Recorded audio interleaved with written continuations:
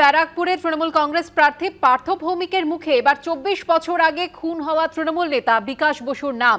পার্থ ভৌমিকের দাবি, বাম আমলে তৃণমূল নেতার খুনের সঠিক তদন্ত হয়নি। সাংসদ হলে বিকাশ বসুর খুনের ফাইল ফের খোলা হবে বলে আশ্বাস দেন তিনি।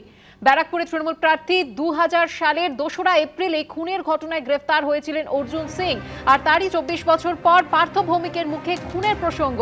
এটা কি ভোটের বাজারে প্রতিপক্ষকে অস্বস্তিতে ফেলতেই? গুরুত্ব দিতে নারাজ বিজেপি প্রার্থী অর্জুন সিং।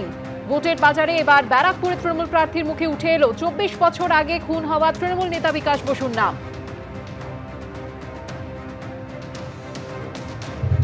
কোনো এক কায়েমি স্বার্থ নিজেদের নেতৃত্বকে এস্টাবলিশ করতে গিয়ে বিকাশদাকে পৃথিবী থেকে সরিয়ে দেয়। যেহেতু সেটা মার্ক্সবাদী কমিউনিস্ট পার্টির আমল ছিল, বিকাশদার মৃত্যুর প্রকৃত তদন্ত হয়নি। সেই মৃত্যুর ফাইল রাইটার্স বিল্ডিং থেকে লোপাট হয়ে গেছে। আমি এই কথা দার্থহীন ভাষায় বলতে পারি যে তারপরেও নিজেদের অনেক অসুবিধার কারণে আমরা বিকাশদার মৃত্যুর পুনর্তদন্ত চাইতে পারিনি। কারণ ব্যারাকপুরের মানুষ জানে যে এই খুনের পিছনে কে ছিল, কিন্তু এই কথা আমরা অস্বীকার করে লাভ নেই, প্রকাশ্যে বলতে পারিনি যে আমরা আবার পুনর্বিচার চাই। আজকে আমি দাঁড়িয়ে আপনাদের দার্থহীন ভাষায় বলছি, ব্যারাকপুরের মানুষ যদি আমাকে সাংসদ হিসেবে বিবেচিত করেন, তাহলে আমি নিশ্চিতভাবে কথা দিচ্ছি বিকাশ বসুর হত্যার যাতে আবার পুনরায় তার বিচার পর্ব শুরু হয়, তার জন্য অতি অবশ্য আমার যা যা করণীয় আমি তাই করি।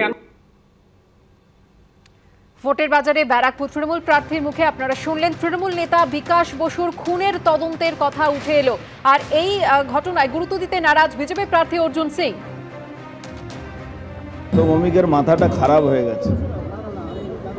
পার্থ ভৌমিকের মাথা খারাপ হতে আইন ব্যবস্থাটাকে মানে এমন গুলিয়ে দিচ্ছে, তো মাথাটা সঠিকভাবে কাজ করছে না। জানেই না কি তদন্ত হয়েছিল, আর তারপরে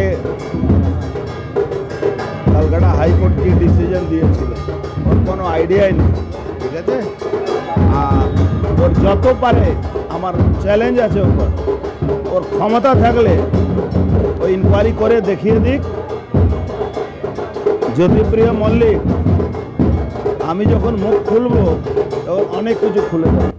কথা বলবো আমাদের প্রতিনিধি সমীরণ পালের সঙ্গে। সমীরণ, লোকসভা ভোট শুরু হতে যখন 17 দিন বাকি, তখন 24 বছর আগে তৃণমূল নেতার খুনের প্রসঙ্গ পার্থ ভৌমিকের মুখে উঠে আসা, তা ঠিক কতটা তাৎপর্যপূর্ণ? দেখো, ব্যারাকপুর লোকসভা কেন্দ্রের যে নির্বাচন এবং সেখানে যে যুযুধান দুই পক্ষ, অর্জুন সিং এবং পার্থ ভৌমিক, বিজেপি প্রার্থী অর্জুন সিং এবং তৃণমূল প্রার্থী পার্থ ভৌমিক, এবং আমরা দেখেছি যে লোকসভা নির্বাচনের অনেক আগে থেকেই এই অর্জুন সিংকে আক্রমণ সারানো হচ্ছিল। বীজপুরের বিধায়ক সুবোধ অধিকারী, সোমনাথ শ্যাম জগদ্দলের বিধায়ক, এবং অর্জুন সিংকে আক্রমণের জন্য প্রথম দেখা গেল নির্বাচনী প্রচারে এসে পার্থ ভৌমিককে আক্রমণ করতে। গতকাল ছিল বিকাশ বসুর মৃত্যুবার্ষিকী, তৃণমূল নেতার মৃত্যুবার্ষিকী, এবং সেই মৃত্যুবার্ষিকী অনুষ্ঠানে এসে পার্থ ভৌমিক সেই প্রসঙ্গ তুলে ধরেন এবং সেটা বলেন যে বাম আমলে বিকাশ বসু হত্যাকাণ্ডের তদন্ত ঠিকমতো হয়নি, এবং তারপরে তৃণমূল সরকার এসেও সেই তদন্ত করতে পারেননি। কিছু অসুবিধা ছিল, কেননা তারই সতীর্থ তখন তৃণমূলে ছিলেন, এবং একেবারে নাম না করে তিনি অর্জুন সিংকে ইঙ্গিত করেন।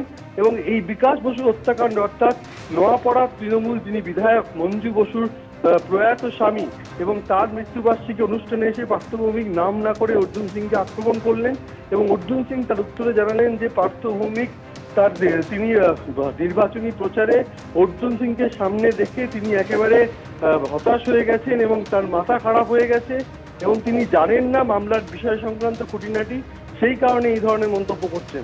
অর্থাৎ নির্বাচনী প্রচারে এবার উঠে এলো বিকাশ বসু হত্যাকাণ্ড। এর আগে ব্যারাকপুর শিল্পাঞ্চলে একাধিক হত্যাকাণ্ড নিয়ে অর্জুন সিংকে নিশানা করেছিল শাসক দল, তখন অর্জুন সিং তৃণমূলে ছিলেন। এবার বিকাশ বসু হত্যাকাণ্ডে পার্থ ভৌমিক তাকে সরাসরি আক্রমণ করলেন। ধন্যবাদ সমীরণ।